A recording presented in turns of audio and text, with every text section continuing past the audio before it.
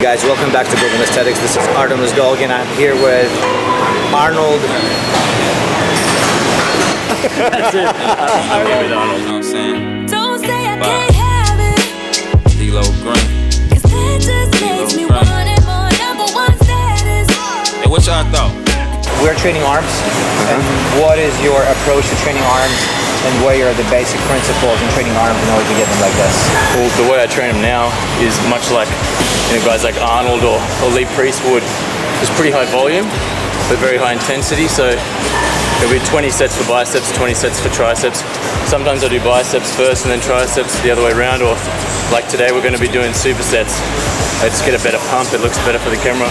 Okay, we'll just follow you around, and if you feel like speaking or explaining something, go for it. I'm really excited. Face the day they see me spaz, freestyling on sway, never had it. Feel the magic, cut through static. A brother simply trying to reach the top like the attic. Been a long time, the finish line, I'm close.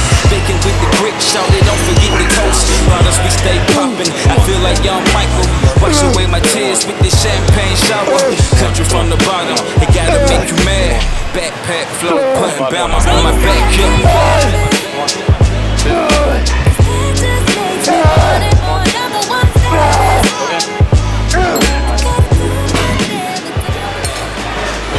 It's time to get serious. Let's get serious. And I'm served sandwiches. EBT card, maxed out. Remember how you overlooked me? Illiterate promoters wouldn't book me. Now I'm dropping verses up in Brooklyn. This is God-given, no matter what they say about it. Remember praying every day about it. I had hoop dreams, I never sat up in the bleachers. Better try and get your features. I'm trying to duck the leeches. I wanted to ask you a question. How do you use mind-muscle connection when you train arms? Do you really concentrate and focus on the peaks?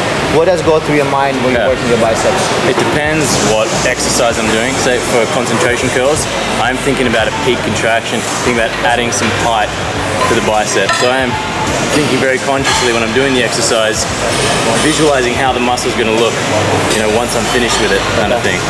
So peak, thinking peak contraction. Big mountains. That's right, big mountains. Let's go. Let's go build some big mountains. So what part of the biceps? Where is it? Feels like right in the peak of the bicep. And there's a really good stretch from the insertion. Another little technique is to rotate your pinky up. Yeah, get a slightly better contraction.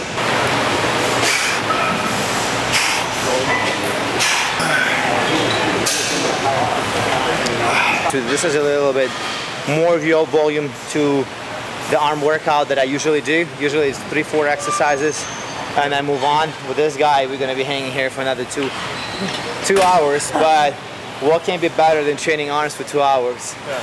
Absolutely nothing.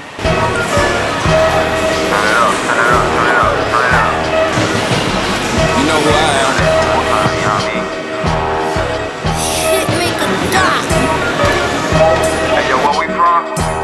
Bound Jones.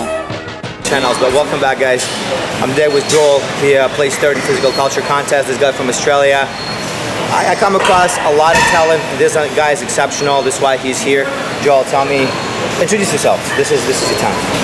Like Artemus said, I've got many nicknames now.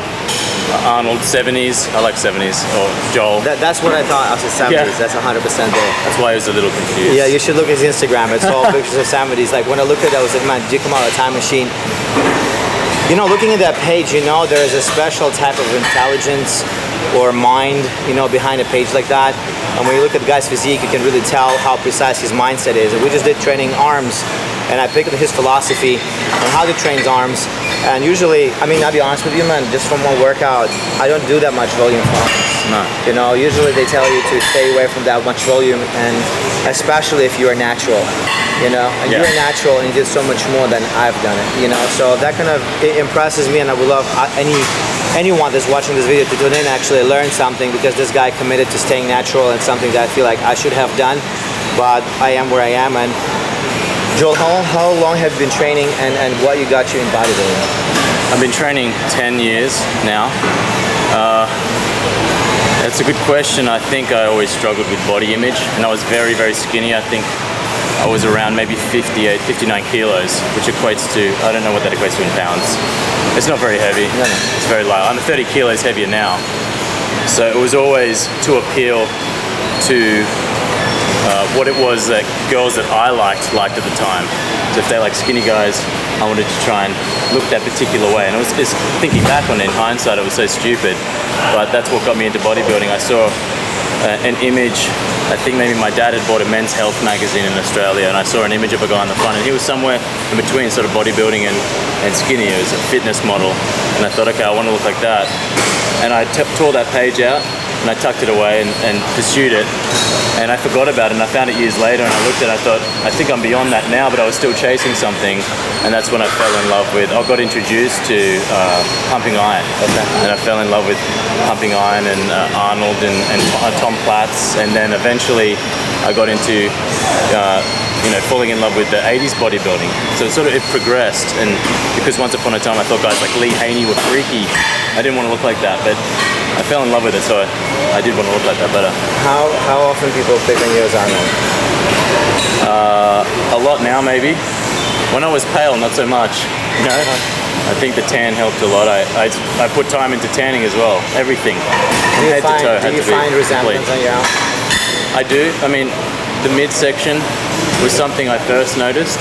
When I looked at fitness models, I saw that they had the six pack and the belly button sit under the six pack, whereas on Arnold it sat under the first four abs. And I haven't seen that on anyone else except myself. I know it sounds as silly as it sounds, that's something I noticed. Muscle insertions are similar, but obviously he was a lot larger than me, and that doesn't bother me at all. I like, if I can replicate that look from the 70s and 80s, then I feel I'm doing a good job. I think you definitely have the genetic potential to do it, and it's what's really impressive that you're doing it naturally. Yeah, and I don't gloat about that. I don't care. I think if someone has a really good physique, then they have a really good physique. Absolutely. But it was a personal choice in the beginning, and I think a few select people along the way urged me to continue that path because they thought that I would have to take something to look the way I do now. So if I had done that, 5-7 years ago when I was told maybe you've reached your natural potential, then I think I don't want to say that's a quitter, but you're not very strong-minded, or you're very narrow-minded. You don't think that there is a further level of achievement naturally. Joel, where do you want to take bodybuilding, and what do you see the future is? I would like to change bodybuilding if possible.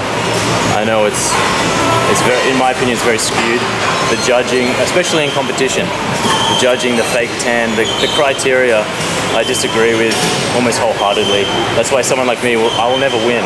I'll never place. They're looking for something to me that is. It's not appealing to you. Yeah, it's not appealing to me, and it's not appealing to a lot of people. Yet they keep rewarding it.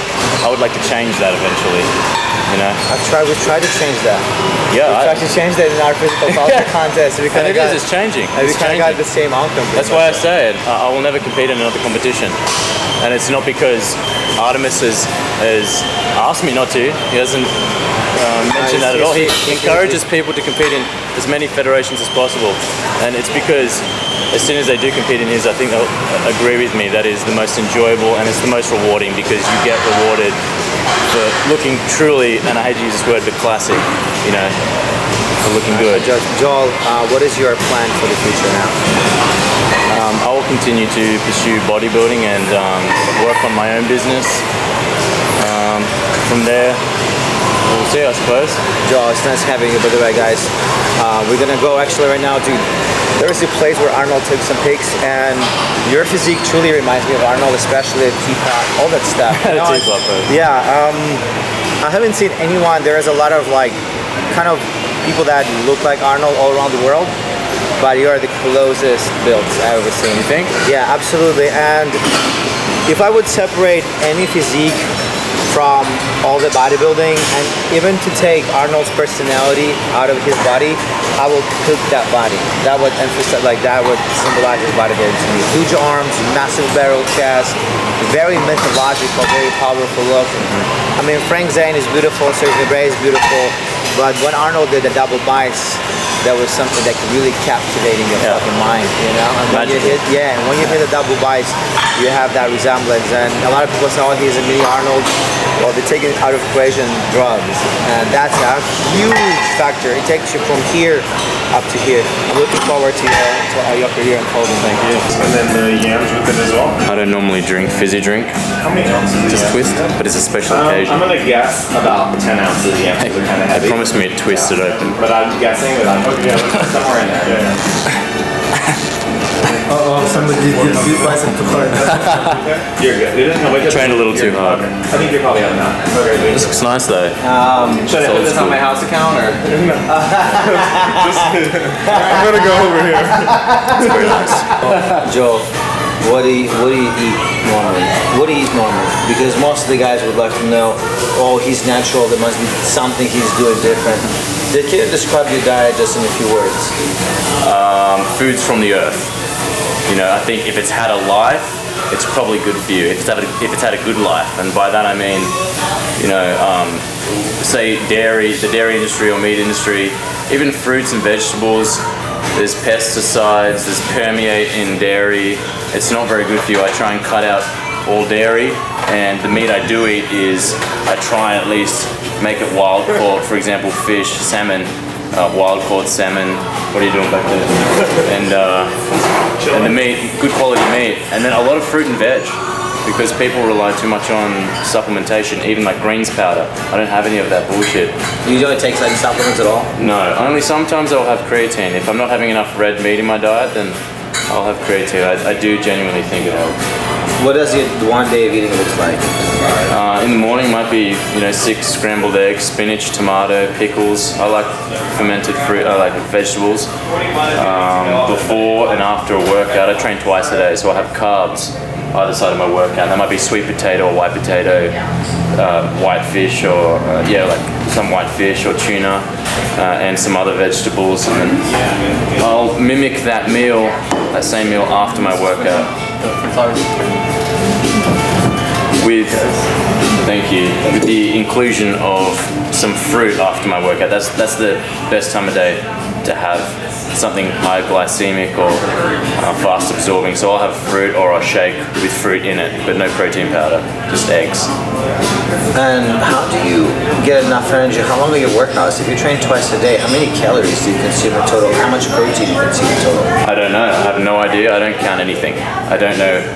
I heard, I've heard this from a couple of other sort of old school bodybuilders. You have no idea how many calories in a day you're burning. For example, this morning we went and did fasted cardio. I might not do that ordinarily. I do think every day is different, so I have no idea how many. I don't even know. There's no rough estimate of how many calories I'm burning. So how do I know how many calories I need to put into my diet? I have no idea. So I go off the mirror. I do know though that I'm having enough protein. It's probably more than enough. That's all I know. Gotcha. What would be a perfect post-workout meal? It would be sweet potato, either a fish or a lean meat,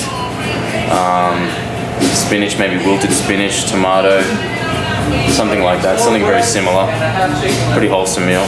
Man, it sounds like a very healthy diet that you Very can healthy. sustain year round. You don't really have any cravings too. No, I don't get cravings because it's enough food and it's interesting too. I bake a lot, I do cook a lot, but I keep it interesting so that you don't get bored, because I think as soon as you start relying on, say, chicken and broccoli every meal and you think that's the answer to getting lean, you're going to get bored very quickly and you will plateau. You won't progress. This is a good post-workout meal: chicken breast, green beans. It's perfect. That's a drama. It's real hip hop music. Yeah, give me a little bit more beat. From the soul, y'all. The rise of Stilo Green. It's real hip hop. Yeah. From the bottom of the map. Yeah. It's real hip hop. Whole black jeans. Yeah. I gotta get paid. Yeah, let them know. Haters throwing shade, but let them know. Yo, what you thought I lost it? See me on the ride to make you nauseous. We are at a very special place. It's a pretty historical place. I know that Arnold used to take his pics of these rocks, and we came out here too. But we kind of ran into a little bit of opposition from security guards. They told us we cannot have photo shoots here, and we went through a little bit of confrontation because it felt like they were discriminating on us because we look so juicy. But we're still working and see what's going to happen. Like I brought that guy up there. That's why I wanted to take pics of him. One more. Vas a ser famosa, Diana. There's one opportunity. There you go. For a picture, I'm willing to go to jail. It should be against the law, man, to ever be this raw, yeah. It's real hip hop. From the bottom of the map, It's real hip hop. Stephen Darnell, It's real hip hop. yeah. Let them know. It's real hip hop. Joel, this is one of the things that I love to do, like taking pictures like that and actually going through the hustle. You know, I feel like sometimes we would travel to Death Valley because I have an idea of me pulling a truck with a ropes with a girl sitting on top of that truck, and whatever it takes, I will make it happen. I have that vision, you know, and I had that vision to like of you on that rock. That picture is gonna be timeless. You know what I mean? Even though some people said like, oh, it's bullshit, like, I mean, it's whatever meaning you put into it. That's right. You know, and I don't think there is anybody in bodybuilding that goes for this kind of sacrifices. To these lengths. No, No. not to this extent. No. You know, and I love demonstrating your physique. You know, it's an honor to me in a way. You know what I mean? Like I really appreciate that. I look at that pic and I was like, man, that's when magic happens. I appreciate you taking a risk. That's right. Right now, we'll As soon as find we out. came up here, I saw the exact same vision. Yeah. I knew we had to take it. Yeah, and right now when we're gonna be going down there, I don't know what's gonna happen. We might get locked up. I Yeah. don't know. And you will postpone your travel back to Australia. But hey, on the other hand, just like Arnold, you're doing an exhibition in prison. Yeah, it's real hip hop.